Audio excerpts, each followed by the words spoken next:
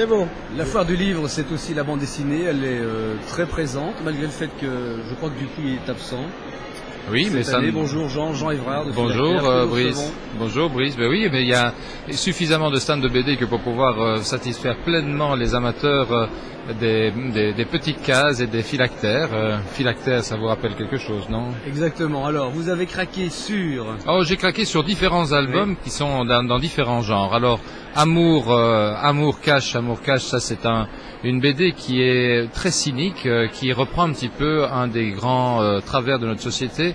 On essaye d'associer finalement la réalité avec malheureusement l'argent, toujours l'argent. Alors l'histoire, tu veux savoir l'histoire, Brice? Non, mais j'aperçois le nom d'un auteur italien que j'adore. Voilà. C'est le scénariste, c'est Tonino Benacchista. Voilà, un scénariste qui a résumé en fait deux gros travers de notre société. C'est les paparazzi ou le paparazzo et une dame aux amours relativement délurés, et l'association des deux pour de l'argent peut donner tout ce que tu peux imaginer. Bien fait, bien dessiné, une histoire qui tient la route, quelque chose qui est à recommander, mais voilà, un peu de cynisme et pas beaucoup de romantisme dans l'affaire. Milo, un jour de plus, un chez Delcourt. Et ça se passe à Los Angeles dans les années 2030. Et c'est on va dire, une série policière sous son nouveau jour, avec une intrigue tout à fait particulière, un peu médicale, et tu comprendras pourquoi ça m'amuse. Effectivement, une personne a deux empreintes rétiniennes différentes sur chacun de ses deux yeux. Donc on se demande qui est réellement cette dame, cette victime qui va être tuée. Est-elle bien la personne de l'œil gauche ou la personne de l'œil droit? À suivre. Oui. Les auteurs, donc Rivière et Scoponi, oui. Tout ça paru chez Delcourt. Alors je ne peux pas évidemment faire autre chose que de parler de mon chouchou depuis toujours, qui est Monsieur le grand maître Herman, pour son album, le dernier paru chez Dupuis, de Jérémia. Ezra va très bien. Herman est un des maîtres, si pas le maître de la bande dessinée à l'heure actuelle, et ce depuis plusieurs années. C'est un délice pour tous ceux qui veulent et qui essaient de dessiner, un délice pour tous ceux qui aiment le travail à la plume, le travail à l'écoline, un incontournable. La série est elle-même un incontournable. Alors, Sphère, paru chez Soleil. Le titre d'un film qui était pas terrible, un film américain. Oui. Avec Dustin Hoffman. Si je exactement.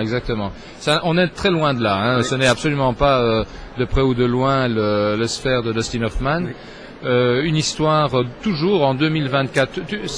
Tu viendras, Brice, à constater en fait que avant on disait dans les années 2000. Maintenant, en fait, le futur c'est les années 2020, 2030. On est bien obligé parce que le futur n'est plus ce qu'il était. Eh bien, voilà. Et 2000 n'a pas été ce qu'on pensait qu'il serait. Voilà, et pas de bug non plus. Oui.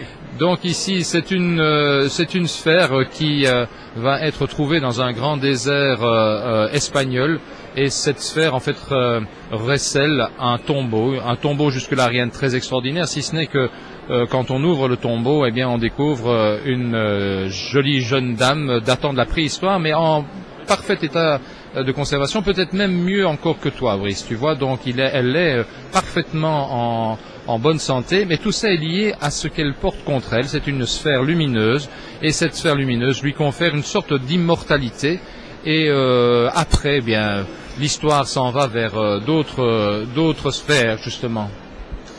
Et alors le dernier, s'il y a un album que vous devez acheter pour le moment dans le domaine de la bande dessinée, c'est bien celui-là, Le Grand Mort. Tu l'as dit toi-même en commençant, c'est Loisel. Qui dit Loisel dit une sorte de label de qualité.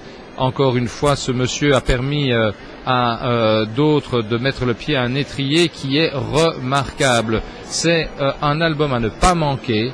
Il est à pas manquer pour plusieurs aspects. L'aspect d'abord du dessin qui est fabuleux. On sent le Loisel, on sent l'influence de ce dessin rond, tout en précision et en travail.